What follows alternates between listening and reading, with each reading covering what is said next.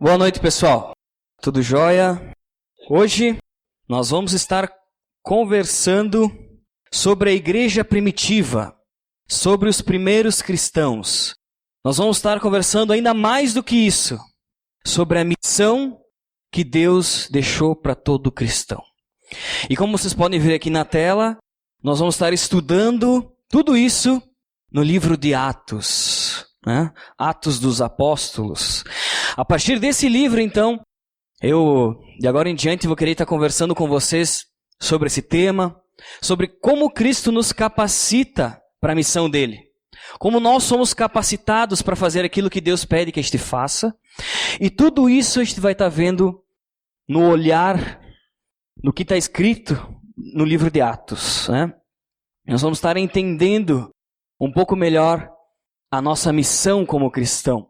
Já que nós somos semelhantes a Cristo, buscamos ser semelhantes a Cristo como cristãos, a nossa missão agora é o que a gente vai começar a ver, né?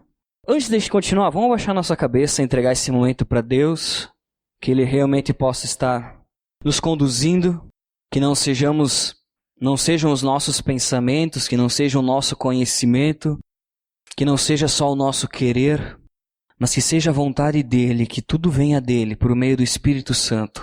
Que Deus possa estar falando no nosso coração, no momento que nós estivermos lendo a Bíblia, escutando sobre a palavra, refletindo sobre esse tema, sobre a missão que Cristo tem para nós, como cristãos. Que Deus possa estar falando claramente ao nosso coração essa noite.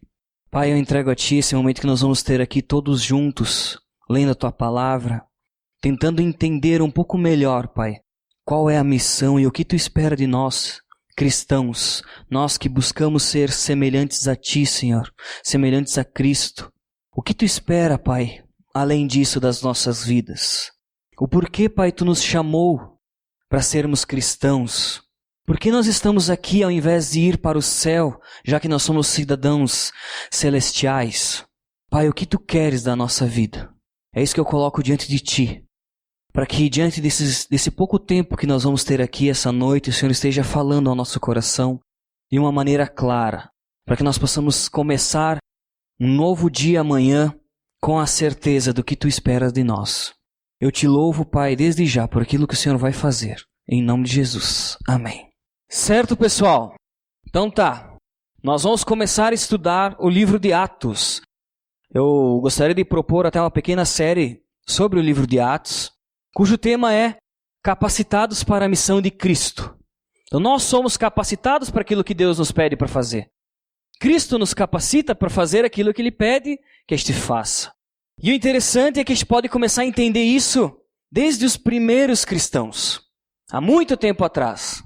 Desde aquele momento, entendendo a história, entendendo o que estava acontecendo naquele momento, quando Jesus estava subindo para o céu e deixando o corpo dele físico, o que Jesus pediu para aquelas pessoas que estavam ali, que não eram muitas, talvez eram até um número menor do que nós que estamos aqui? O que Cristo pediu? O que Cristo disse? O que Cristo esperava? A gente vai estar lendo Atos capítulo 1, do versículo 1 até o 11. E vocês já podem folhear as Bíblias e ir para lá. Atos 1, do versículo 1 até o 11. É isso que a gente vai estar lendo hoje. Na verdade, o que a gente entende como cristãos é que todo cristão, na verdade, nós somos comissionados. Nós temos um chamado. Jesus deixou para nós um dever. Cristo deixou para nós um objetivo, uma tarefa. Nós somos comissionados.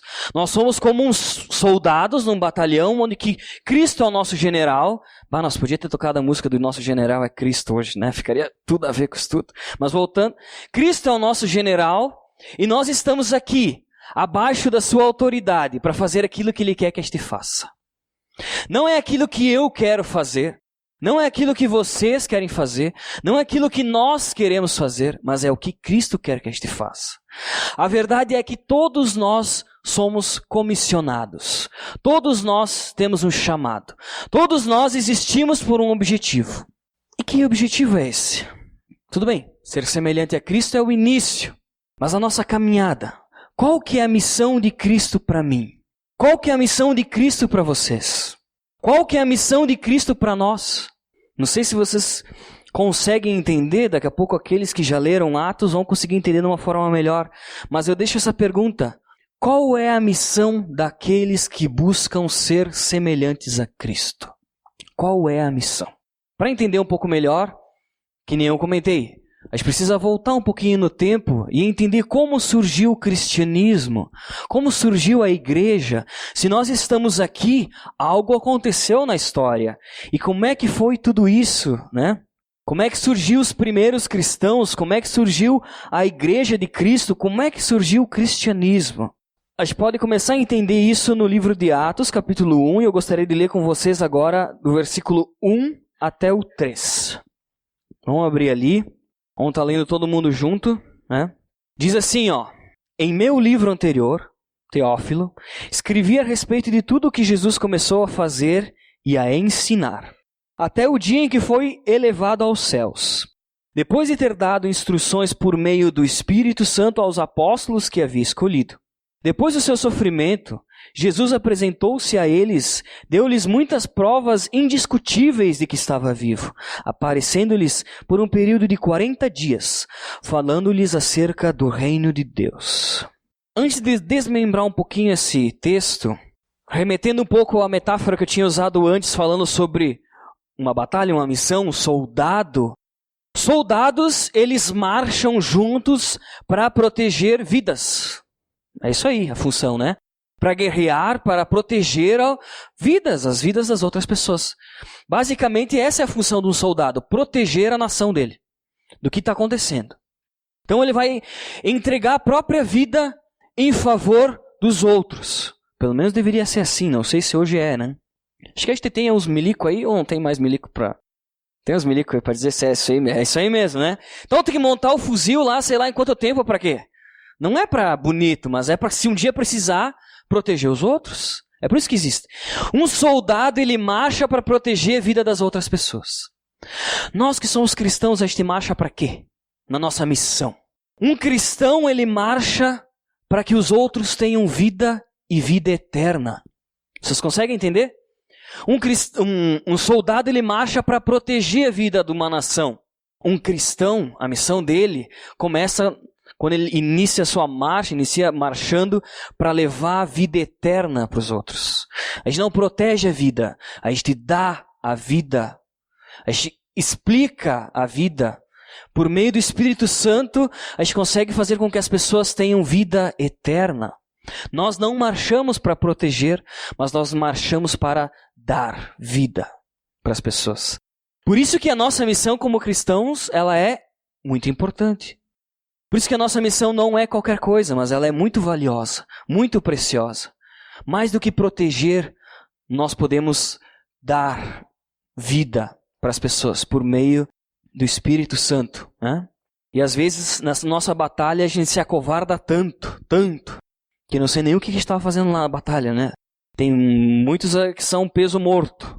Tem uns que têm mais medo do que qualquer outra coisa, né? Como teve na história das guerras no mundo, sempre tem aqueles que se escondem, né? E essa é a parte triste no cristianismo. Nós todos estamos numa batalha espiritual, numa batalha para salvar vidas, para levar vidas para Cristo. E no nosso meio sempre tem aqueles que se escondem. Sempre tem aqueles que abaixam a cabeça e que ficam atrás dos outros. Eu não quero ser esses. Eu não gosto de ser esses. Pelo contrário. Eu gosto de estar sempre na frente para levar balada já, levar chumbo grosso. E eu quero convidar a vocês a fazer a mesma coisa, a não se acovardarem, mas batalharem em favor da vida eterna das outras pessoas, né? Então tá, depois essa questão de batalha, soldados, me emocionei um pouco. Vamos dessecar uma palavra feia, mas vamos entender um pouco melhor esses 3 versículos, né? Primeiro assim, você sabe me dizer quem foi que escreveu Atos? O livro de Atos, ele foi escrito por Lucas. Lucas escreveu o livro de Atos. E por isso que a gente começa nesse texto dizendo assim, em meu livro anterior. Qual era o livro anterior de Atos? Lucas. Se nós quisermos entender um pouco melhor uma obra completa do que Lucas estava querendo dizer, é melhor a gente seguir realmente o conselho que ele está dizendo assim, ó. Meu livro anterior, prestem atenção no meu livro anterior. A história diz que o livro de Lucas e Atos, como a gente tem na nossa Bíblia, não era assim. Ele foi composto como sendo uma obra única, dividida em 2 volumes. O livro de Lucas e o livro de Atos. Era uma coisa só, escrita tudo por Lucas, né? Basicamente, no livro de Lucas, ele apresenta a vida de Jesus. Ele fala sobre a vida de Jesus. No livro de Atos, Lucas ele escreve sobre a vida dos seguidores de Jesus. No livro de Lucas, ele deixa bem claro como o sacrifício que Cristo fez para que nós tenhamos vida. E no livro de Atos, ele deixa claro como isso foi apresentado e como isso tudo começou, né? O livro de Lucas, o livro de Atos, e também o de Lucas, foi escrito cerca de 50 anos após a morte de Cristo. Então, 80 anos a partir da era cristã, desconto 30 que Jesus viveu, 50 anos após a morte de Cristo, Lucas ele começou a agir como um repórter, fazendo investigações. E foi de um lado conversar com Pedro, foi de um outro lado conversar com Paulo. Lucas não foi uma testemunha ocular, ele não foi alguém que viu Cristo pregado na cruz, mas ele conversou com muitas pessoas para montar toda essa história novamente como um historiador. Além disso, Lucas também era médico. A Bíblia fala em Colossenses 4,14 que Lucas era médico. E eu acho interessante esse detalhe porque muitas vezes, ainda nos nossos dias, parece que o cristianismo e o evangelho é para pessoas simples. O evangelho e o cristianismo são para pessoas que não têm tanto conhecimento. Muitas vezes a gente escuta o mundo dizendo que a Bíblia é uma ferramenta para manipular pessoas que não têm um intelecto tão alto. Mas a gente entende que Deus usou a vida de Lucas e que Lucas era um doutor, e vocês vão me desculpar, mas o doutor mais simples do mundo recebe muito mais do que eu. O doutor mais simples do mundo é muito mais inteligente do que eu.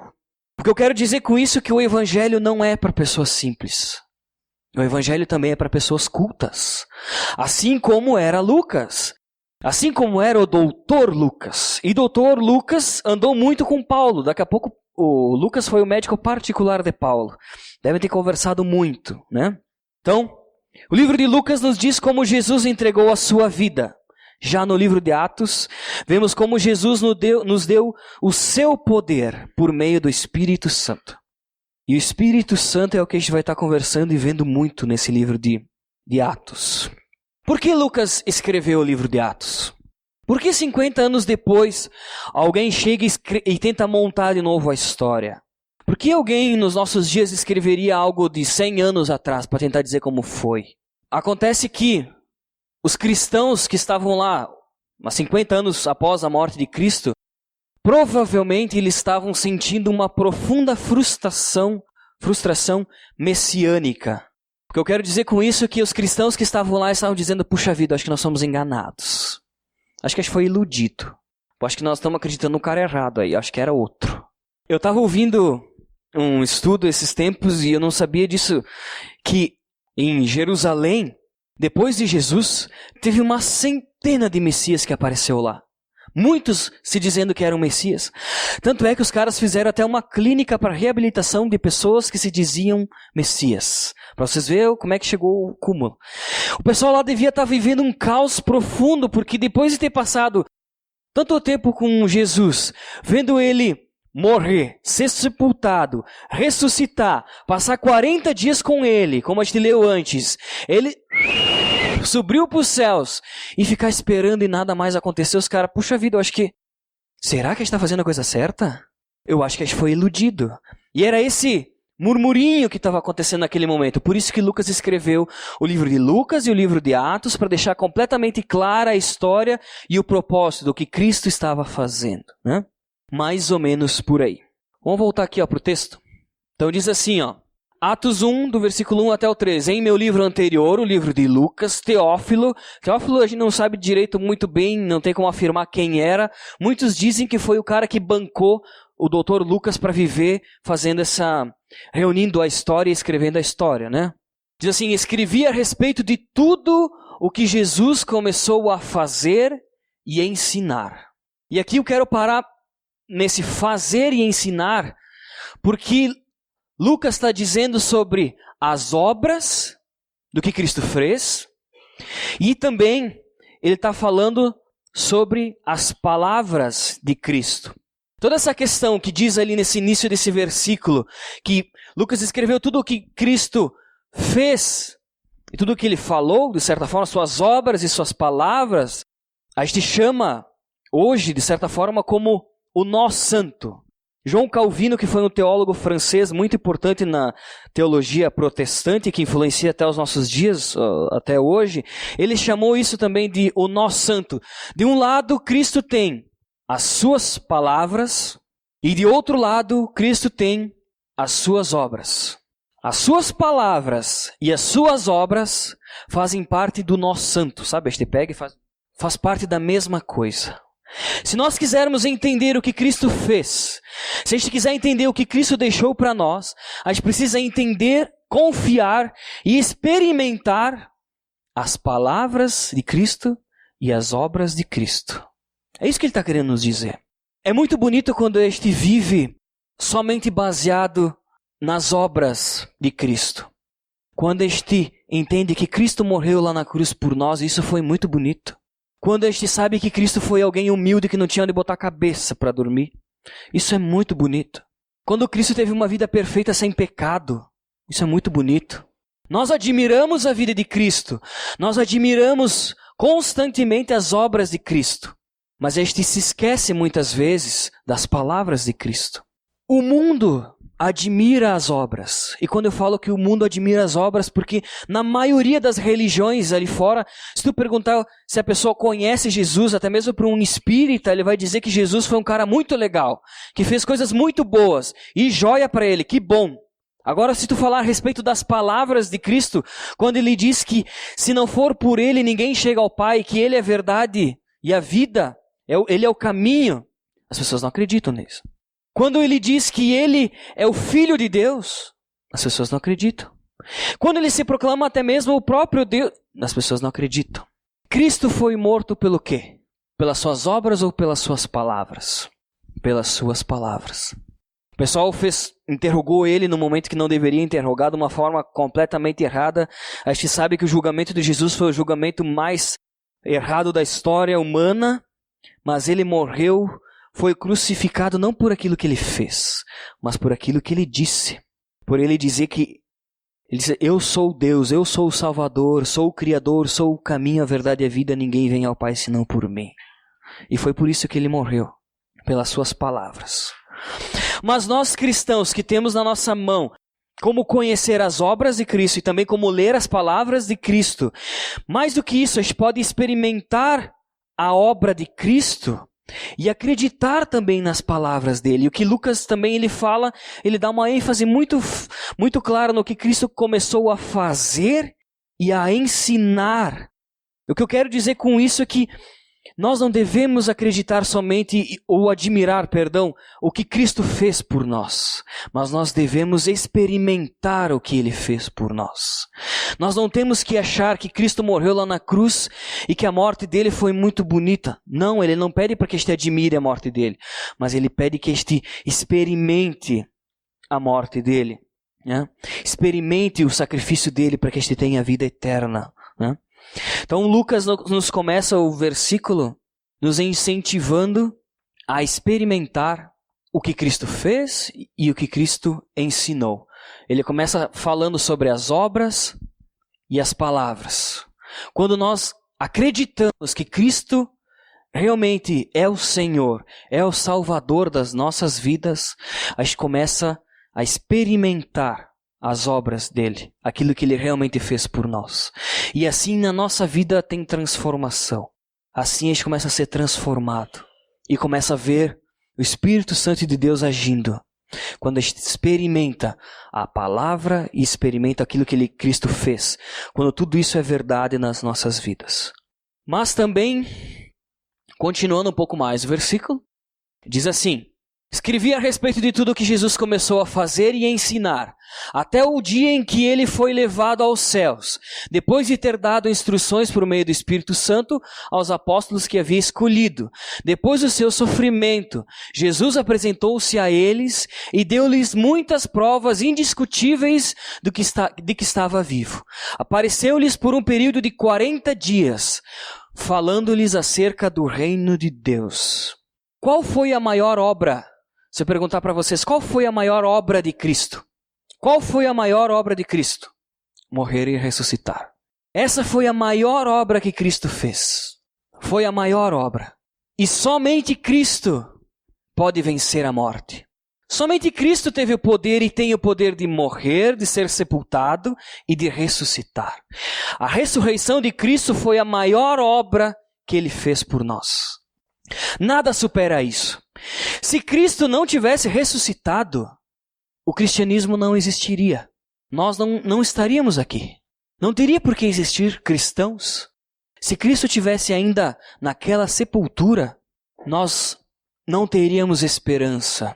E quando a gente volta a falar sobre o início do cristianismo e como o cristianismo surgiu, a gente precisa entender que o cristianismo ele não é fundamentado em um lugar ou em um lugar santo. O cristianismo não é fundamentado em uma filosofia, em um elenco de ideias, mas o cristianismo ele é fundamentado em uma pessoa.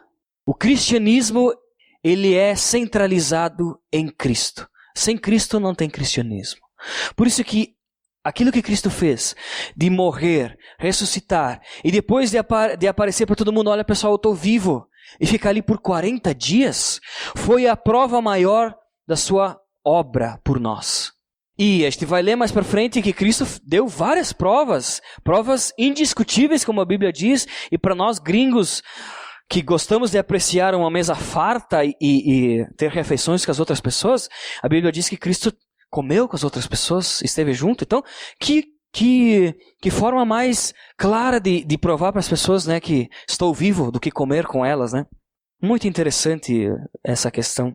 Mas vamos continuar lendo do 4 agora até o 8, né? Falando sobre o poder de Cristo.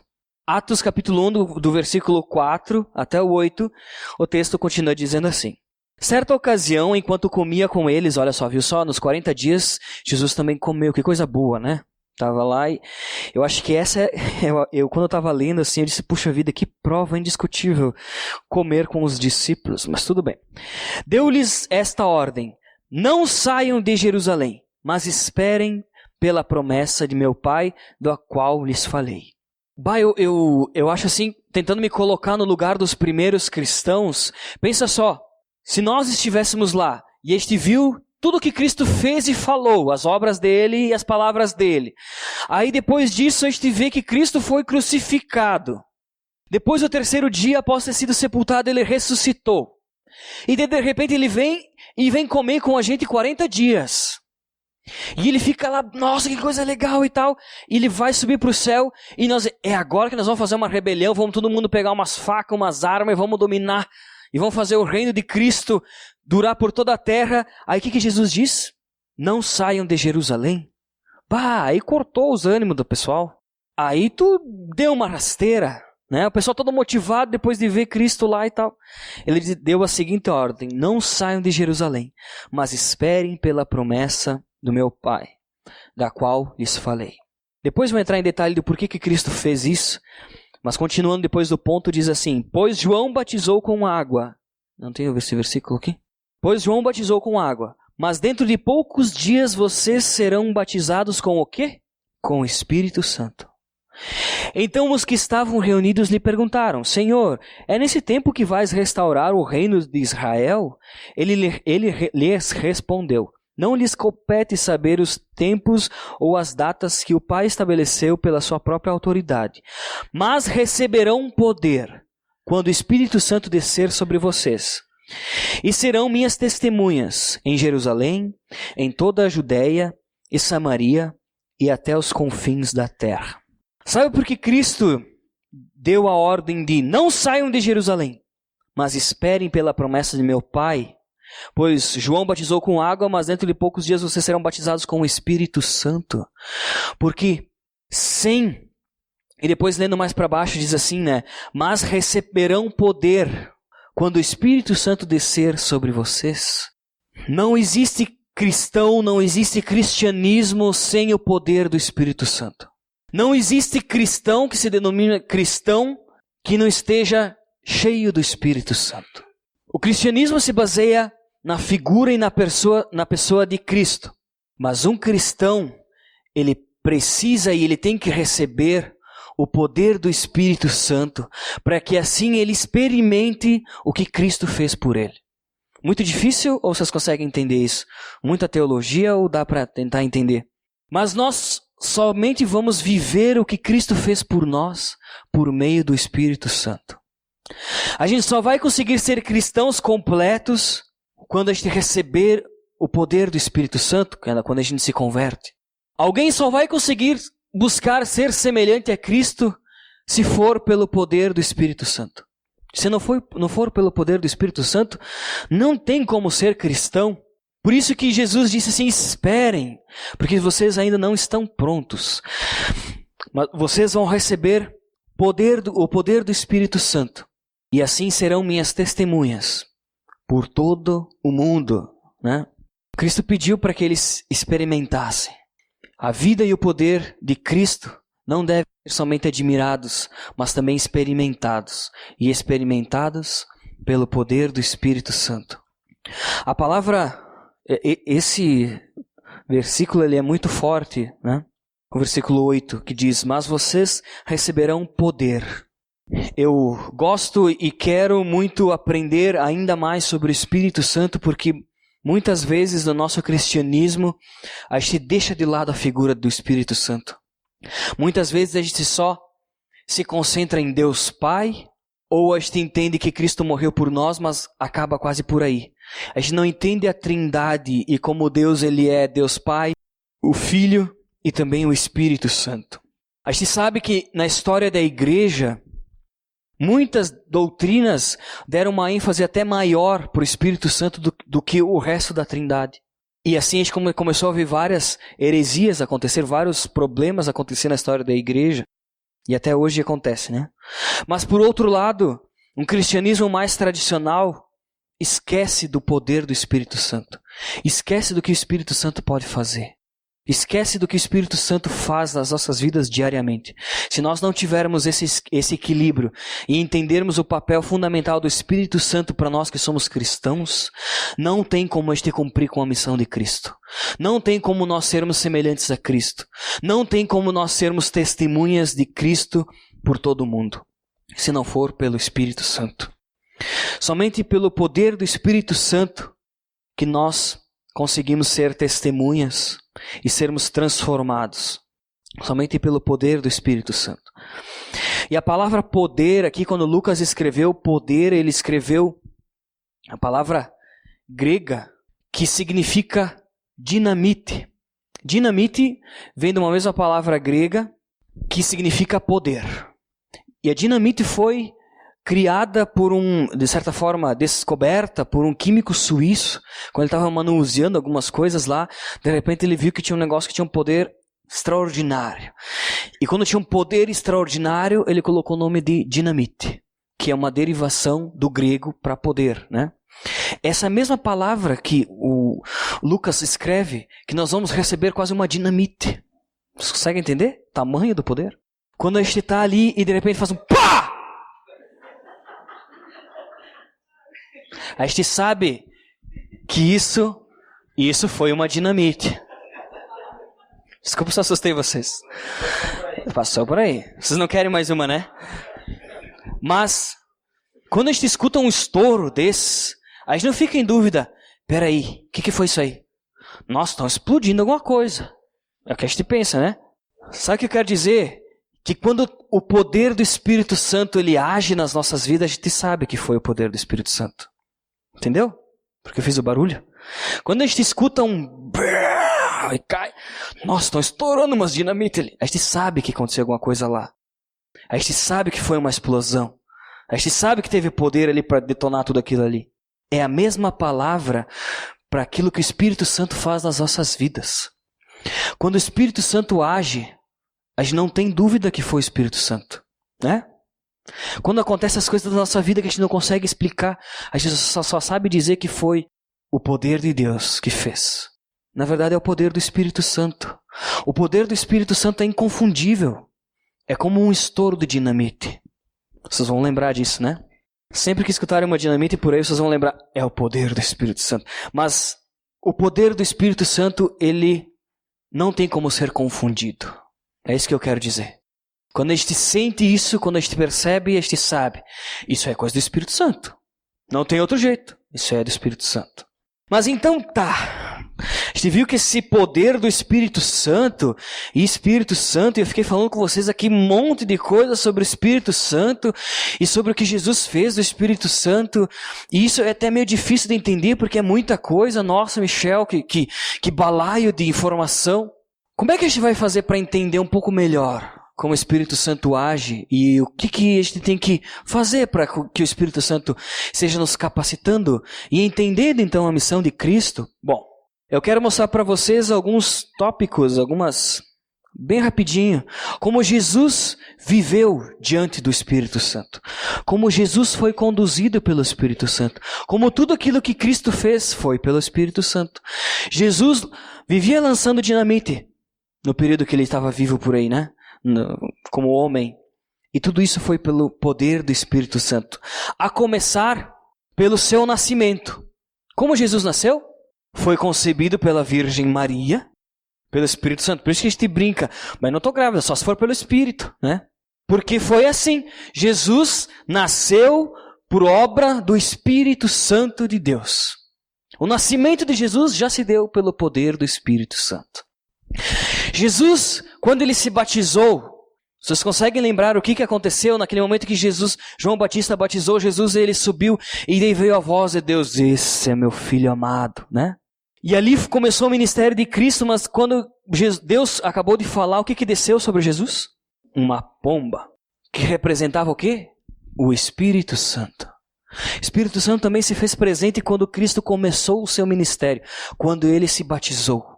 Então, no seu nascimento, quando ele se batizou, Cristo sempre viveu pleno do Espírito Santo. Se a gente for ler Atos, e até o próprio livro de Lucas, ele escreve muito que Cristo vivia pleno, cheio, completo do Espírito Santo. Opa, se eu sou cristão, eu também preciso buscar ser pleno do Espírito Santo. Viver cheio do Espírito Santo e não entristecer o Espírito Santo. Jesus também ele era guiado pelo Espírito Santo. Jesus ele ia para lá, ele ia para cá, tudo sendo guiado pelo Espírito Santo.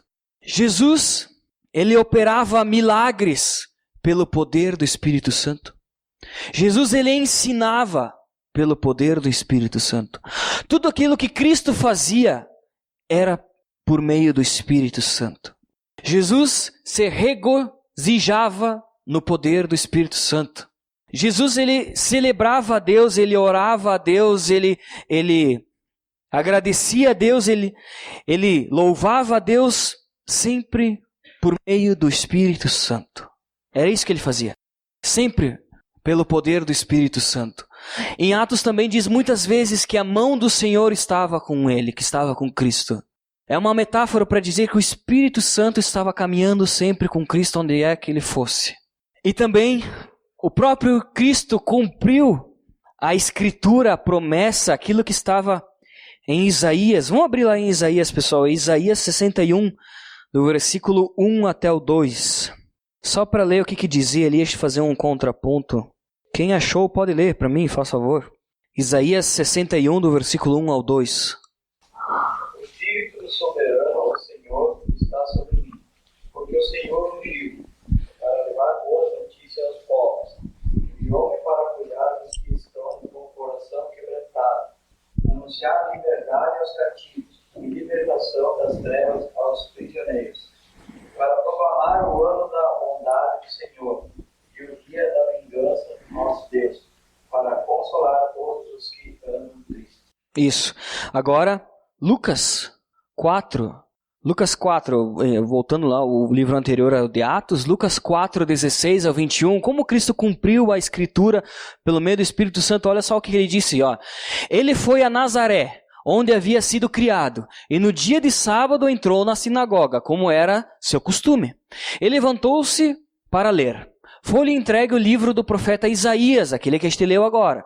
Abriu-o e encontrou o lugar onde está escrito: o Espírito do Senhor está sobre mim, porque Ele me ungiu para pregar boas novas aos pobres.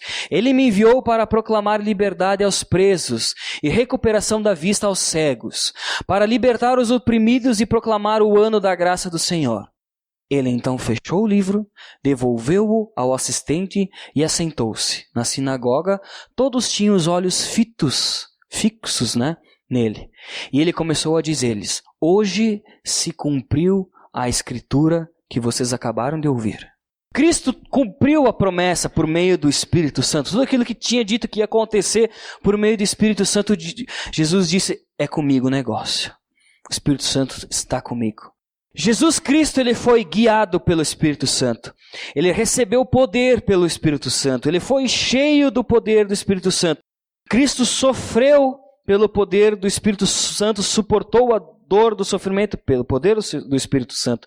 Ele perseverou pelo poder do Espírito Santo. Ele amou pelo poder do Espírito Santo. Ele operou milagres pelo poder do Espírito Santo. Ele orou a Deus pelo poder do Espírito Santo, ele ressuscitou pelo poder do Espírito Santo. E o que Cristo pede que este faça é que este tenha o mesmo Espírito Santo dentro de nós, para que este experimente a vida de Cristo. Mais do que admirar tudo o que Cristo fez, ele pede que este experimente a vida dele por meio do Espírito Santo. E eu pergunto para vocês, como é que tem sido isso na nossa vida? Como é que tem sido o atuar do Espírito Santo em nós? Será que a gente tem se colocado diante de Deus e pedido para ser sensível à direção que o Espírito Santo nos dá? Porque sem o poder do Espírito Santo nós não somos nada. Nós não temos nem como dizer que somos cristãos. Que dirá buscar ser semelhante a Cristo? Que dirá cumprir a missão que Cristo tem para nós e levar vida eterna para as outras pessoas? Como é que nós estamos? Como é que está o nosso relacionamento com o Espírito Santo? Bom, Cristo nos capacita por meio do Espírito Santo para a missão dele. Uma missão que não é minha, que não é de vocês, que não é nossa, mas para a missão dele. Cristo nos capacita por meio do Espírito Santo para completar a missão de Cristo, a missão dele. E como é que é essa missão? Já que eu falei antes, só queria dar uma pincelada sobre como é que é essa missão. Bom, a missão de Cristo, ela está abaixo da sua autoridade. A missão é de Cristo e nós, por meio do Espírito Santo, podemos levar o Evangelho, as boas novas para as outras pessoas, conduzidos pelo Espírito Santo. Por isso que eu quero dizer para vocês que se nós não estamos cheios do Espírito Santo, se nós não vivemos no Espírito Santo, a gente não consegue completar a missão de Cristo, muito menos se sujeitar à autoridade de Cristo. A gente sabe que a missão de Cristo é a expansão do reino dele. A missão que Cristo nos deixou é que nós fôssemos testemunhas. Se a gente voltar e ler Atos capítulo 1, o versículo 8, diz assim que nós vamos receber poder quando o Espírito Santo descer sobre vocês, sobre nós.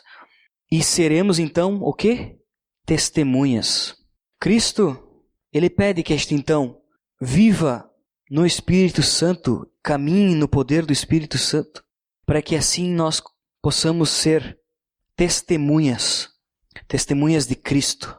Então, se a gente não conseguir fazer a primeira parte, vai ser muito difícil fazer a segunda, A missão é a expansão do reino. A missão é ser testemunha de Cristo. E o terceiro ponto é que a missão de Cristo, por meio do Espírito Santo, é levar o Evangelho para todas as nações, para todos os lugares, para todas as pessoas.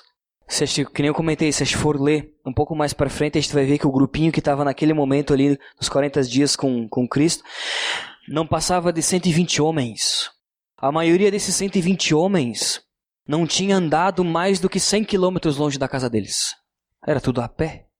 Aí eu pergunto para vocês, será que aquele pessoal que Cristo pediu para esperar, porque eles iam receber o poder do Espírito Santo, e por meio do poder do Espírito Santo eles iam ser testemunhas, e iam levar isso até os confins da terra, eles fizeram isso? Fizeram ou não fizeram? Fizeram, porque se nós estamos aqui no Brasil em 2015, muito se deve à atitude que aqueles poucos homens tiveram de levar o Evangelho adiante pelo poder do Espírito Santo. Né? A gente sabe que não foi por eles somente, mas foi pelo poder do Espírito Santo. A missão de Cristo é alcançar vidas, levar a vida eterna para outras pessoas pelo poder do Espírito Santo. É isso. Eu fiquei falando para vocês aqui 35 minutos para dizer que a nossa missão é levar a vida eterna para as outras pessoas. Mas que a gente só vai conseguir fazer isso se a gente seguir o exemplo do próprio Cristo, que viveu pelo poder do Espírito Santo. E somente pelo poder do Espírito Santo é que nós vamos ser testemunhas do que Cristo faz, do que Cristo fez nas nossas vidas e do que Ele pode fazer. Como nós temos vivido a missão de Cristo? Nós temos nos acovardado diante dessa missão de ser testemunha de Cristo? Nós temos abaixado nossa cabeça e deixado essa tarefa para outras pessoas? É isso que nós temos feito? Como tem sido o nosso evangelismo? A gente tem levado outras pessoas para conhecer a Cristo? Como eu tenho sido? Que tipo de soldado eu tenho sido? Ou tenho sido um soldado despreparado porque eu não estou pleno do Espírito Santo? Porque eu não estou cheio do poder do Espírito Santo? E daí eu pergunto, será que nós temos experimentado realmente o poder de Cristo nas nossas vidas? Como eu comentei, eu fiquei falando aqui meia hora sobre o poder do Espírito Santo, dando vários exemplos do poder do Espírito Santo. Nós temos experimentado o poder do Espírito Santo nas nossas vidas? Hoje não tem não tem acontecido nada na nossa vida. Nada. Se eu perguntar para vocês o que o Espírito Santo fez, o que vocês viram hoje acontecer, o que aconteceu? Nada. O que aconteceu ontem? O que Cristo fez pelo poder do Espírito Santo nas nossas vidas na última semana? O que aconteceu? Será que nós temos realmente experimentado o poder de Cristo? Porque senão de nada vale a gente dizer e se intitular cristão, buscar ser semelhante a Cristo, mas se a gente não tiver o Espírito Santo, nada vai ser concreto, nada vai ir adiante, nós não vamos ser soldados levando a missão de Cristo, nós não vamos experimentar a palavra e a obra de Cristo nas nossas vidas. Eu deixo essa pergunta para vocês, principalmente para que a gente esteja, pelo menos durante essa próxima semana, que vocês estejam lembrando todo dia de estar clamando a Deus para que Ele transforme a vida de vocês, faça com que vocês sejam sensíveis ao Espírito Santo, para que vocês possam sentir o poder do Espírito Santo na vida de vocês, para que vocês possam ver transformação no caráter, nas coisas que tem que acontecer na vida, coisas que a gente não tem como explicar, a não ser pelo poder do Espírito Santo. Que isso aconteça nas nossas vidas, que nós realmente possamos receber o poder do Espírito Santo para sermos testemunhas de Cristo. É isso que eu espero que nós, como igreja, como Aliança Bíblia aqui em Bento Gonçalves, nós possamos ser uma igreja que experimenta o poder do Espírito Santo diariamente nas nossas vidas.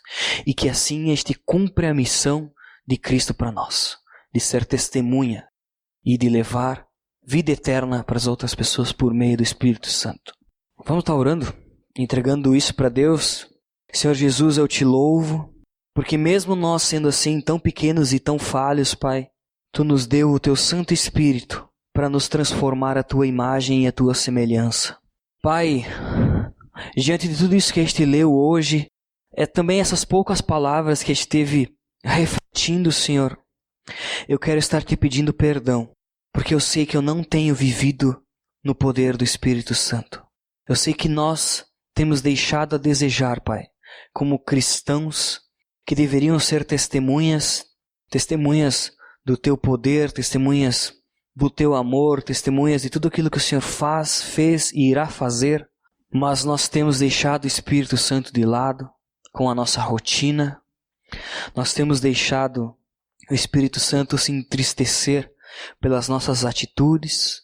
Pai, nós temos usado muitas vezes o Espírito Santo como uma desculpa para fazer aquilo que este quer fazer, para um benefício próprio, para algo para nós, como uma espécie de autoajuda, mas não para cumprir a missão que o Senhor nos deixou.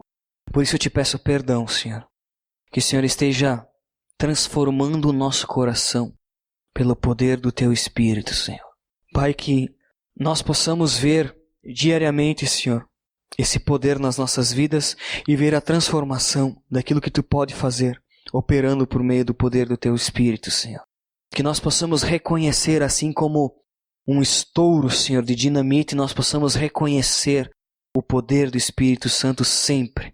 Que nós possamos ouvir, ver e experimentar, Pai, esse poder. Que nós possamos experimentar a Tua obra nas nossas vidas. Que nós não sejamos cristãos covardes, que não levam o Teu Evangelho e o Teu reino adiante, que não são testemunhas, que guardam tudo para si, mas que não pegam o poder do Espírito Santo como arma para ir e fazer discípulos. Pai, que o Senhor esteja nos transformando pelo poder do Teu Espírito Santo e que essa transformação seja contínua e que nós possamos viver no Teu poder até o dia que Cristo voltar, Senhor. É isso que eu te peço e te entrego em nome de Jesus, Pai. Amém.